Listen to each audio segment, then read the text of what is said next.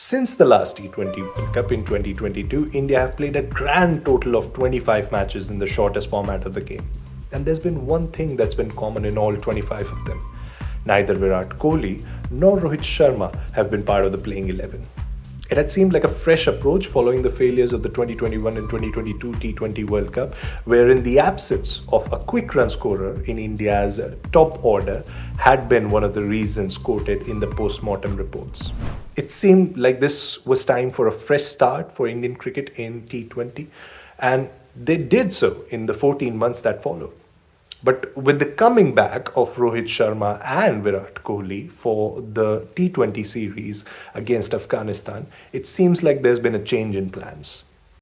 For the past 14 months, players like Yashasvi Jaiswal, Ruturaj Gaikwad, Ishan Kishan, and Shubman Gill had made up for that top order and had provided an attack minded template for India in T20 format, wherein they went gung ho without taking too much of the time. For example, players like Gill, Jaiswal, Kishan, and even Suryakumar Yadav, all of whom have occupied one of the spots in the top three as far as India's batting lineup in T20 is concerned since the last World Cup, have scored at a strike rate upwards of 145, at the same time being India's top four run getters in the format in the time frame which we are mentioning as of this moment. But hang on a second, some of you might go like, what is this man talking about?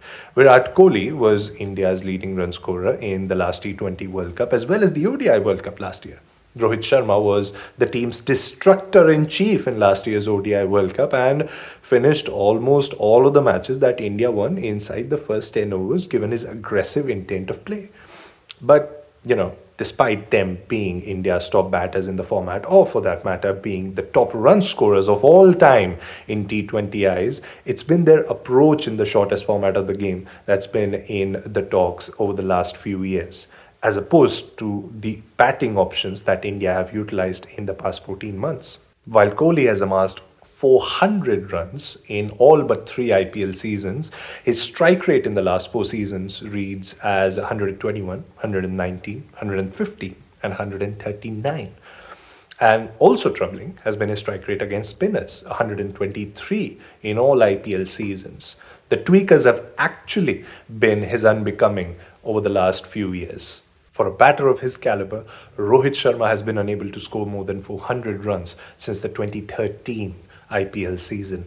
His strike rate has dwindled down in the pandemic years. It was as low as 132 in the last season. And what's also been troubling is that for a batter who has scored 400s in T20Is, Rohit Sharma's strike rate beyond the power play phase, where he used to thrive not that long ago and convert his 50s into those big scores, it's been as low as 121. What India also miss out on if they bring back Rohit and Kohli in the playing 11 is the unique and mouth-watering aspect of having more left-handers in their batting lineup. The likes of Jaiswal, Kishan, Tilak Verma and Rinku Singh, all of whom have been part of India's squad in these past few months. A move which India's former bowling coach Bharat Arun also termed as favourable, telling the Indian Express that if you have a left-handed batter facing a right-arm bowlers, which are more so in numbers these days, his reach is more. Also, you're slanting across, giving you more options, opening up more angles for you to take on the bowler. Now, those in the know of things suggest that it is Suryakumar Yadav and Ruturaj Gaikwad sitting out injured that has forced the comeback of Rohit and Kohli in the T20 setup. Also, the absence of Hardik Pandya, who was captain for the better part of the last 14 months for India in the shortest format, seems to have played its role, with the team management persisting with the most likely, most suitable candidate for that captaincy slot with a World Cup ahead. But this move, this comeback, it's not completely out of the blue if you have followed the trends from the Indian team management over the last couple of years. Ahead of the last T20 World Cup, the management has persisted with Ishan Kishan as their opener alongside Rohit Sharma. After the captain, it was Kishan who had played the most matches in the lead up to that World Cup, but when it came to the tournament in Australia, the team management persisted with the more conservative pair-up of Rohit and KL Rahul, a pair-up that was unable to best their South African and England counterparts. Teams that have had batting lineups more so in sync with demands of the shortest format.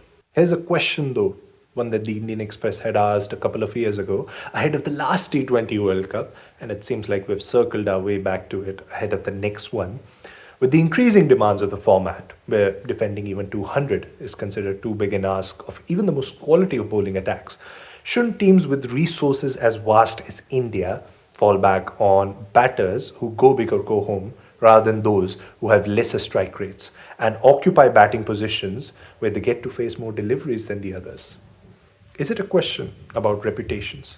Because the last time India won a T20 World Cup, they didn't do so with established reputations. They did so and established reputations.